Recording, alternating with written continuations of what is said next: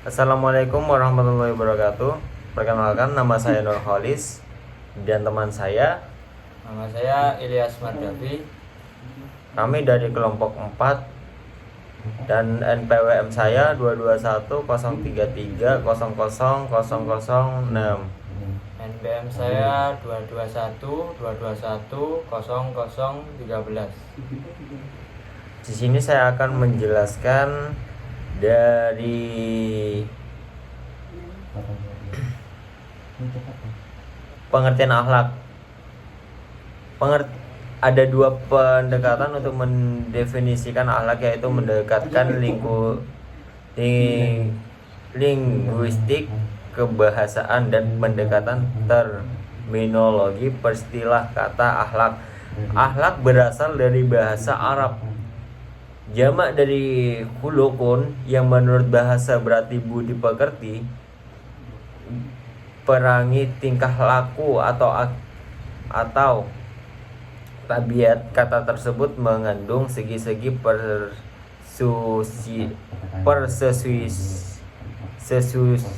persesuaian dengan perkataan khalakum yang berarti kejadian, yang juga erat hubungannya dengan khalik yang berarti penciptaan. Demikian pula dengan makhlukun yang berarti yang diciptakan. Secara epistemologi atau istilah, akhlak bisa diartikan berbagai perspektif sesuai dengan para ahli tasawuf. Di antaranya Imam Al-Ghazali mengemukakan definisi akhlak sebagai berikut. Bismillahirrahmanirrahim. La khuluqu ibarat ayya atifaifa sirasi khayyan bath alaf alu duru af'alus ati waisuhi ghairi habajat ila ridun. Akhlak ialah suatu sifat yang bertanam dalam jiwa, yang daripadanya timbul perbuatan dengan mudah, dengan tidak memerlukan pertimbangan pikiran terlebih dahulu. Ciri-ciri akhlak yang islami. Personalan akhlak di dalam islami banyak dibicarakan dan dimuat pada Al-Quran, hadis. Sumber tersebut merupakan batasan-batasan dalam tindakan sehari-hari sebagai semestinya harusnya diperbuat, dan bagaimana harus bertindak sehingga dengan mudah dapat diketahui apabila perbuatan itu terpuja atau tercela, benar atau salah.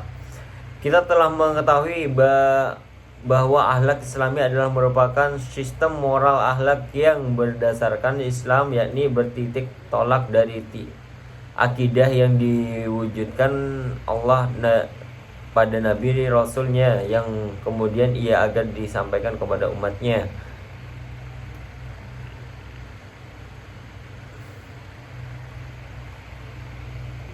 Akhlak kepada diri sendiri.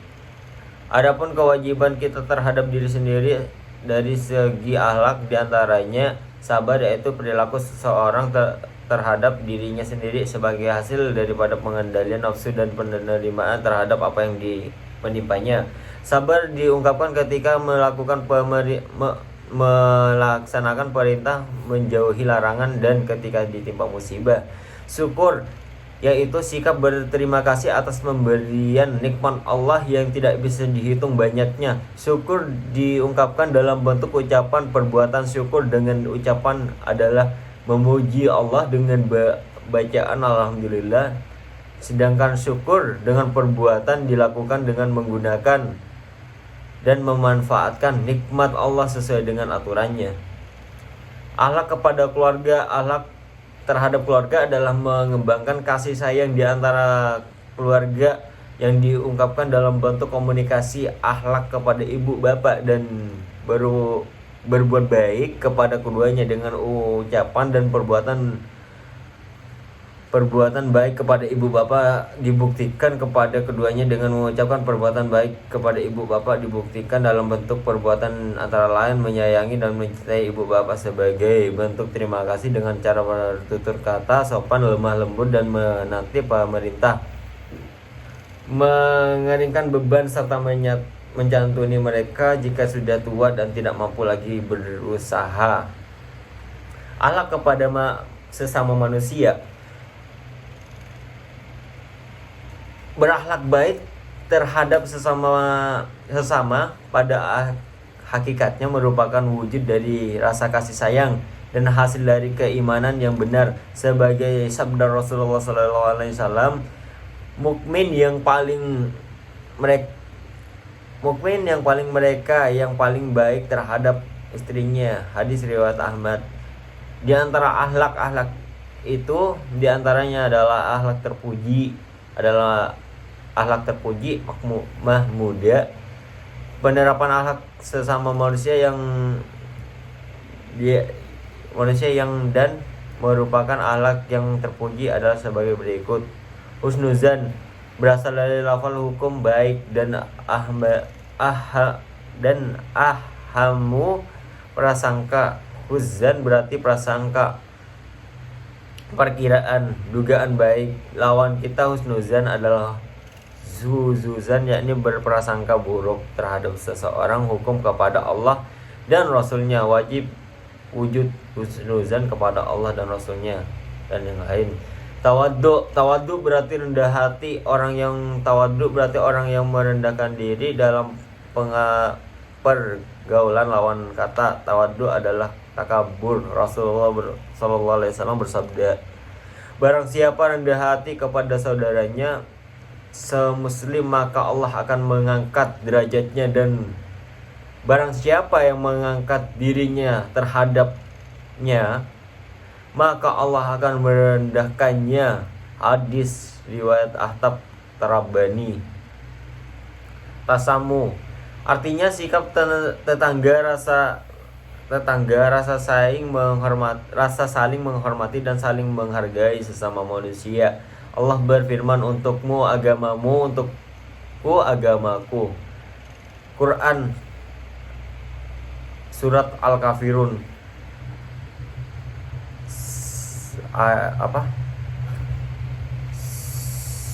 halaman 109 ayat 6 tersebut menjelaskan bahwa masing-masing pihak bebas melaksanakan ajaran agama yang diyakini. Ta'awun berarti tolong menolong, gotong royong, membantu dengan sesama manusia. Allah berfirman, dan tolong menolong kamu dalam mengerjakan kebajikan. Akhlak tercela.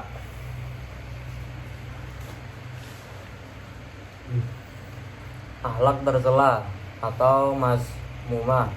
Beberapa akhlak tercela yang harus kita hindari dalam kaitannya akhlak antara sama diantaranya. Hasad artinya iri hati. Dengki, iri berarti merasa kurang senang atau cemburu melihat orang lain beruntung. Bagaimana sabda Rasulullah SAW, janganlah kamu saling membenci, dan janganlah kamu saling mendengki, dan janganlah kamu saling menjatuhkan, dan hendaklah kamu menjadikan hamba Allah yang bersaudara, dan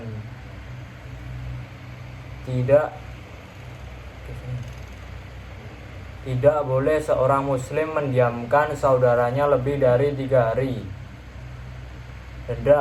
Dendam yaitu keinginan keras yang terkandung dalam hati untuk membalas kejahatan. Allah berfirman, dan jika kamu membalas maka balaslah dengan balasan yang sama dengan siksaan yang ditimpakan kepadamu.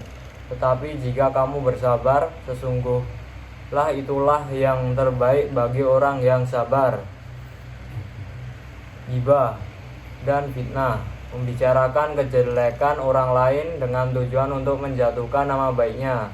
Apabila kejelekan yang dibicarakan tersebut memang dilakukan, orangnya dinamakan ghibah. Sedangkan apabila kejelekan yang dibicarakan itu tidak benar, berarti pembicaraan itu disebut fitnah. Allah berfirman, dan janganlah ada di antara kamu yang mengunjing sebagian yang lain. Apakah ada di antara kamu yang suka memakan daging saudaranya yang sudah mati? Tentu kamu merasa jijik. Naminah, adu domba atau naminah, yaitu menceritakan sikap atau perbuatan seseorang yang belum tentu benar kepada orang lain dengan maksud terjadi perselisihan antara keduanya. Allah berfirman, wahai orang-orang yang beriman, jika seseorang yang fasik datang kepadamu membawa sesuatu berita, maka telitilah kebenarannya agar kamu tidak menjelekkan suatu kaum karena kebodohannya atau kecerobohan, yaitu akhirnya kamu menyesali perbuatan itu.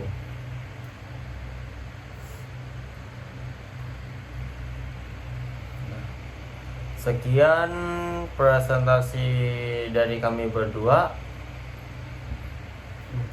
Kelompok dari kelompok 4. Assalamualaikum warahmatullahi wabarakatuh.